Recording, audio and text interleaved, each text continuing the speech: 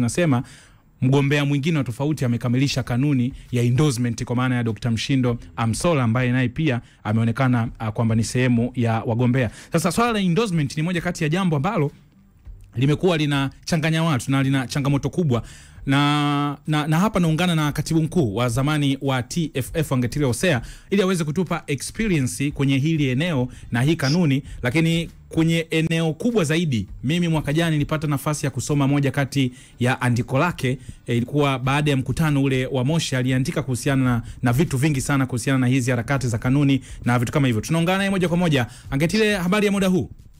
Nzuri tu hali. Tupo vizuri, tunamshukuru Mungu. Unasikika live kupitia East Africa Radio lakini pia kupitia East Africa TV. Upo live muda huu na tungeomba tupate experience yako kwenye hili eneo la kikanuni, kwa sababu wewe ni moja kati ya watu ambao umekuwa ukizungumza na umekuwa ukiandika sana kuhusiana na haya mambo. Kwa sasa kwa Watanzania hii inaonekana kama ni changamoto mpya kwao na ni jambo ambalo kila mtu anaonekana kulipigia kelele. Labda kwa uzoefu wako, ni changamoto kubwa kwa kiwango hicho kama ambavyo inazungumzwa?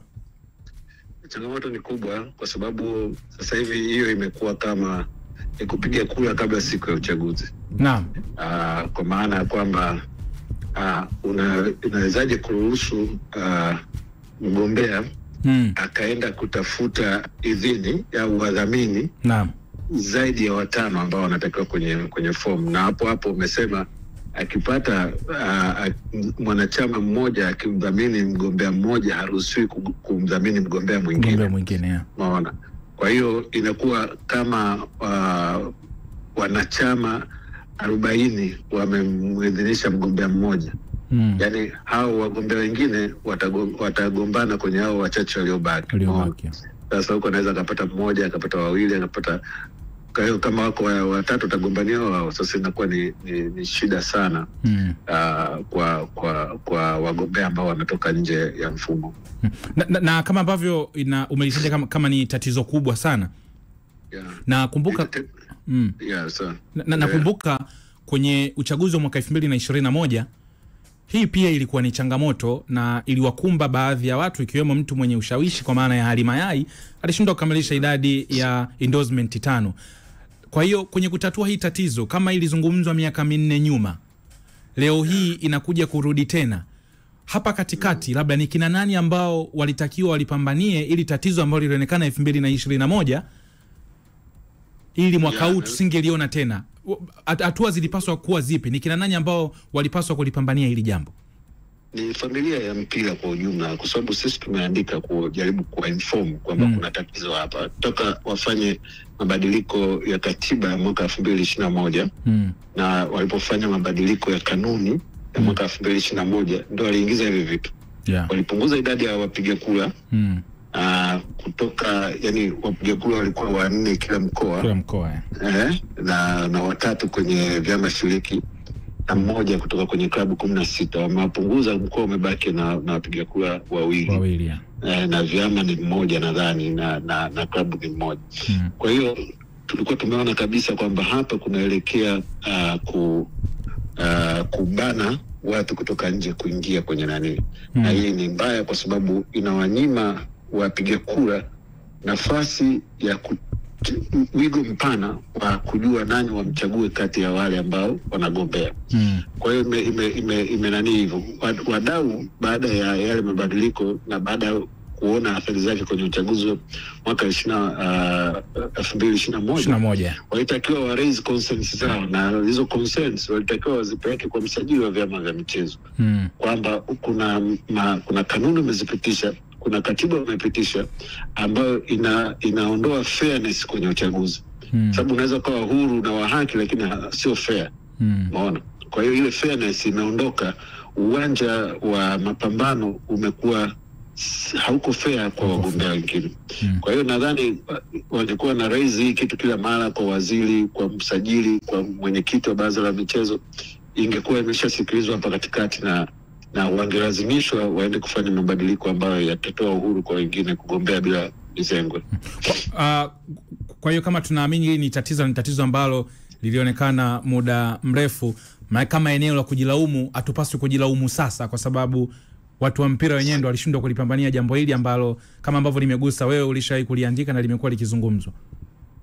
Ni watu wa mpira. Unajua wengi na sio watu wa mpira tu, hata media imekaa kimya kwa sababu mabadiliko ya katiba ya mwaka 2021 yalifanya almost 40% ilibadilika katiba. Na ilikuwa ni kwa ajili ya kuwalinda watu. Lakini hakuna media ambayo imekuwa inapiga kelele zaidi ya wachambuzi binafsi. Yaani hakuna watu wanauliza nyinyi haya mabadiliko mnaona ni sahihi ama sio sahihi? Amuone anafinya uhuru wa wagombea. Ilitakiwa hiyo mijadala iwepo mara kwa mara ili umma ustuke na waforce mabadiliko hayo yazuiwe yarudi ya zamani. Na kwa sababu kwenye hili eneo la mabadiliko, kwa sababu nakumbuka kwenye mabadiliko nafikiri mkutano wa kubadilisha ulifanyika 2021 tukiwa 2020 tukiwa tunaelekea 2021, hiyo kupunguza wajumbe, kutoa nafasi ya makamu wa benki kuu, kutoa nafasi ya makamu wa rais kuwa ni mgombea, baadaye kuja kuwa mtu anayeteuliwa. Vilifanyika vitu vingi sana kwa namna moja ama nyingine.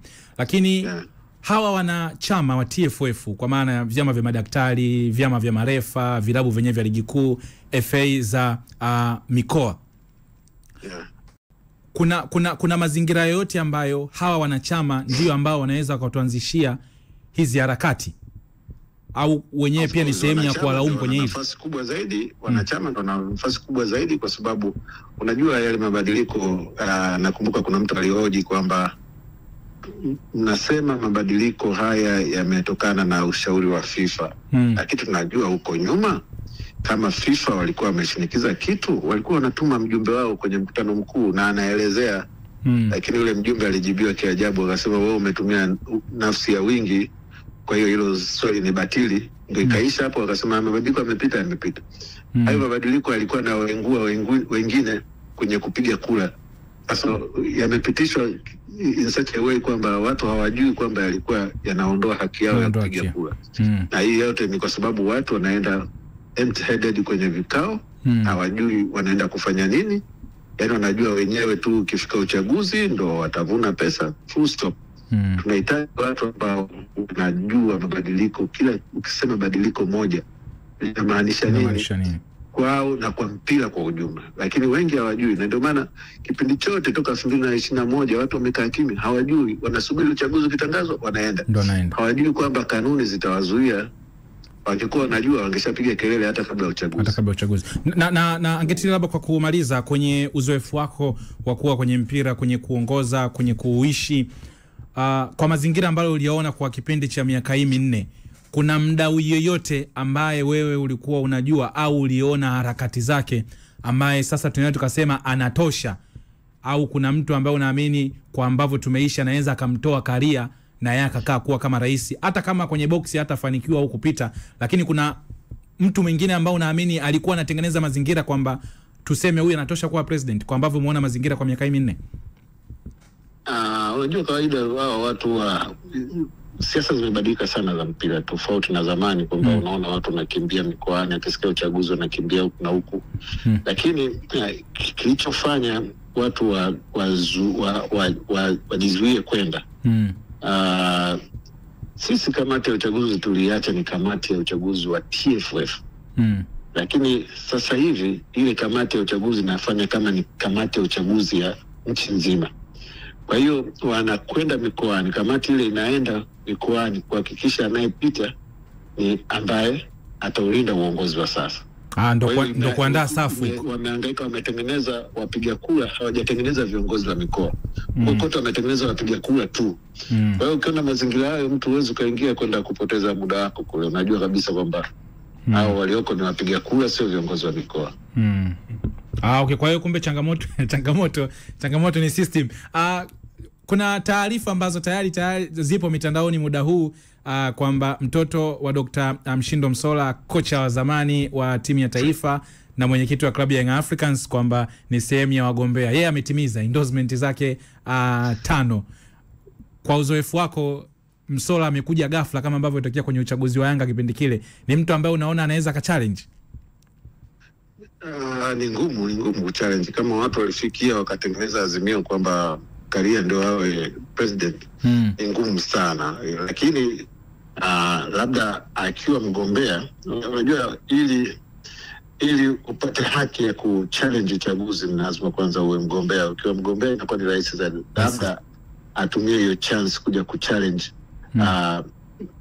vitendo ambavyo vinaonyesha ni ukiukaji wa kanuni za uchaguzi, kwa sababu kwa mfano umeenda kwenye mkutano mkuu, mkutano mkuu unapitisha azimio kwamba Karia awe mgombea. Sasa ukienda kuchallenge unaona kwamba hizi zilikuwa ni kampeni ambazo zimefanyika kabla ya uchaguzi ambazo ni batili. Kwa hiyo hapa ni lazima ambaye amefanya kampeni batili afanye nini? Ashughulikiwe na kanuni. Lakini pili, aliongoza mkutano mkuu ambao ulipitisha hilo azimio.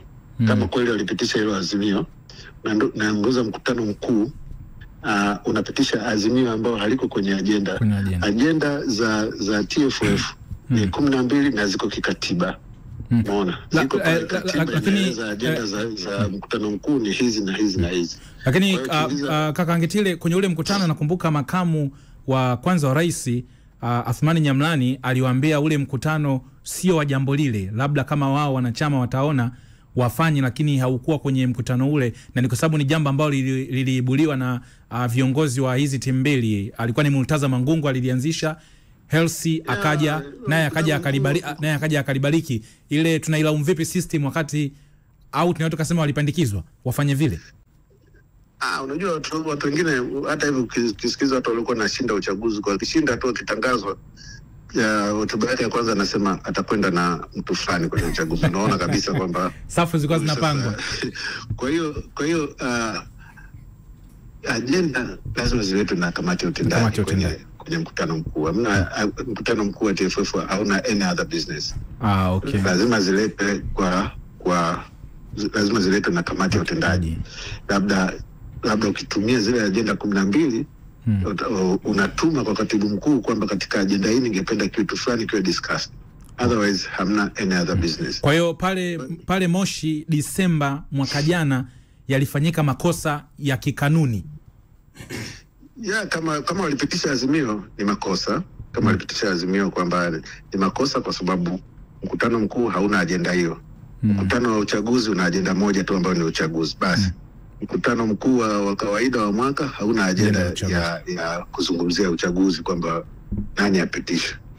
Okay, tukushukuru sana Angetile kwa naam. Ile na jingine kwamba wanasema endorsement ya 40 sio 45 46. Najiuliza katika hizo 40 huyo mtu aliyezunguka kwa watu 40 ndani ya siku 4 ni nani? Lakini sasa wakati huyo anasema kati ya 47 46 zimechukuliwa, leo Mshindo Msolo anaonekana katimiza, ndio tunapata maswali. Inawezekana yeye alikuwa hajajipanga kwa ajili ya uchaguzi ndio maana akakuta zote zimechukuliwa. Kama ni 40 baraka bado kuna wajumbe wengine ambao wanachama wengine hawajapitisha watu wengine, sio? Yes. Lakini yeye amekutana na changamoto, anaambiwa watu 40 washachukuliwa. Huyo ni nani alizunguka katika hiki kipindi kifupi kuwapata watu 40, na klabu ziko mikoa yote na mikoa iko sehemu tofauti. Kwa hiyo inawezekana kabisa kwamba hiki kitu kilifanyika kabla ya kamati ya uchaguzi kutangaza tarehe ya uchaguzi. Lakini kwa experience Angetile, si huwa tunasema uchaguzi ni mchakato. Inawezekana kabla ya kwenda kwenye uchaguzi na kuchukua fomu, manake unatakiwa uandae mazingira, ujue nipo na kina nani. Na ndio maana sasa hizi kila mtu anashangaa kumuona Dr. Mshindo Msola, yeye jambo lake amelitimiza. Inawezekana tulikuwa tumuoni front, lakini Msola amefundisha klabu nyingi, kati ya klabu 16 5 kumpitisha haina shida. Na ukisha mtu mmoja akipata 5 na mwingine akija kupata 5 na kuwa wagombea watatu. Unaona? Huku kwenye mikoa huko unakuta shamaliza. Kwenye vyama shiriki ni very difficult kumpitisha mtu, labda atampitisha Mayai kwa sababu ni kocha. Lakini Mayai ni kocha na ni mwanachama Sputanza Of course, na alitokea Sputanza wakati alipokosa. Sio Sputanza, Tafka. Tafka. Na alitokea Sputanza. Sputanza kwa wachezaji. Okay, shukran sana, tukushukuru sana Ngetila kwa muda wako. Shukran sana. Asante. Asante sana. Bana, hiyo ni experience ya Ngetile Hosea ambaye alishakuwa katibu wa TFF na amekuwa akiandika sana. Kwa hiyo unaweza ukaona kuna eneo dogo hapa ambalo inaweza ikawa ndo solution ambayo ametupa.